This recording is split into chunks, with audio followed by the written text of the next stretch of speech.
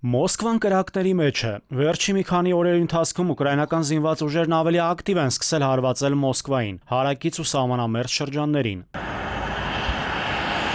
Միայն անցած գիշեր ռուսական հակաօդային պաշտպանության համակարգերը 157 ուկրաինական անօդաչու սարք են ոչնչացրել Ռուսաստանի տարածքում։ Ռուսաստանի պաշտպանության նախարարությունը ուկրաինական ԱԹՍ-ներ է խոցել Բելգորոդի, Բրյանսկի, Կուրսկի, Օրիոլի, Տուլայի, Լիպեցկի, Ռոստովի, Վորոնեժի, Աստրախանի մարզերի, Կրասնոդարի երկրամասի, Մոսկվայի շրջանի, Ղրիմի, Սև եւ Ազովի ծովի ջրային տարածքների երկնքում։ Ուկրաինական ուժերը մասնավորապես թիրախավորել են ռուսական նավթային օբյեկտները, այդ թվում նավթավերամշակման գործարանները, տերմինալները եւ պահեստները։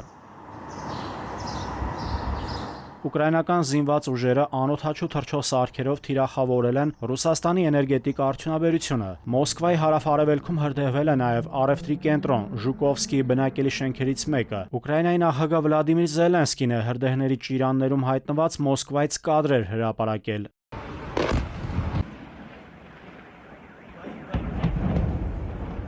Խերսոնի մարզպետ Վլադիմիր Սալդոն հայտնել է, որ ուկրաինական զինուժի ԱԹՍ-ները Կամենկայում մարդատար ավտոմեքենայի են հարվածել, ինչի հետևանքով մահացել է 1974 թվականին ծնված մի տղամարդ, իսկ Կաիրիում ուկրաինական հարվածը 1941 թվականին ծնված կնոջ կյանք է խլել։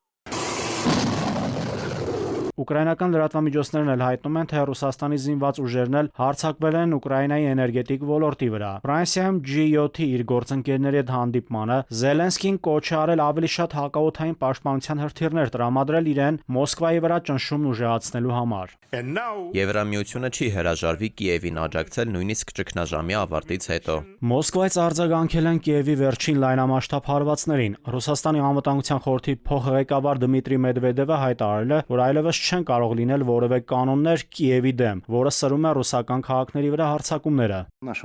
Հաշվի առնելով թշնամու զանգվածային հարձակումները մեր քաղաքների վրա, որոնց ինտենսիվությունը աճում է եւ ակնհայտորեն կշարունակի աճել, ժամանակն է բացահայտ հայտարարել, որ նեոնացիստական Կիևի վերաբերյալ այլևս չկան եւ չեն կարող լինել որևէ կանոններ։ Ռուս-ուկրաինական պատերազմի ֆոնին շարունակում են լարված մնալ Եվրամիության անդամ երկրների եւ Ռուսաստանի միջև հարաբերությունները։ Ռուսական լրատվամիջոցներում տեղեկություններ էին տարածվել, թե Նիդերլանդները իբրև փորձարկում է Մոսկվայի հետ հակամարտության դեպքում ռուս ռազմագերիների համար ճամբար ստեղծելու սցենար։ Արձագանքելով Մեդվեդևը նախ ակնարկել է հակամարտության դեպքում միջուկային զենքի կիրառման հնարավորության մասին։ Հետո Ռուսաստանի անվտանգության խորհրդի ղեկավարի տեղակալը հայտնել է, թե Ռուսաստանն ի տարբերություն նեոնացիզմի մեջ ընկած նողկալի հին Եվրոպայի համակենտրոնացման ճամբարներ չի ստեղծի եվրոպացիների համար։ Մեդվեդևի ձևակերպմամբ դա ոչ թե անբարոյական է, այլ պարզապես ըստ Ռուսաստանի անվտանգության խորհրդի ղեկավարի տեղակալի դրանք անհրաժեշտ չեն լինի որոշ անբարոյական հոլանդացիների հետ պատերազմի դեպքում։ Մեդվեդևը նշել է, որ ռադիոակտիվ ոսկորներն ու մոխիրը սովորաբար թաղվում են խորը հողի մեջ։ Նաիրի Մուրադյան, ժամը լրատվական։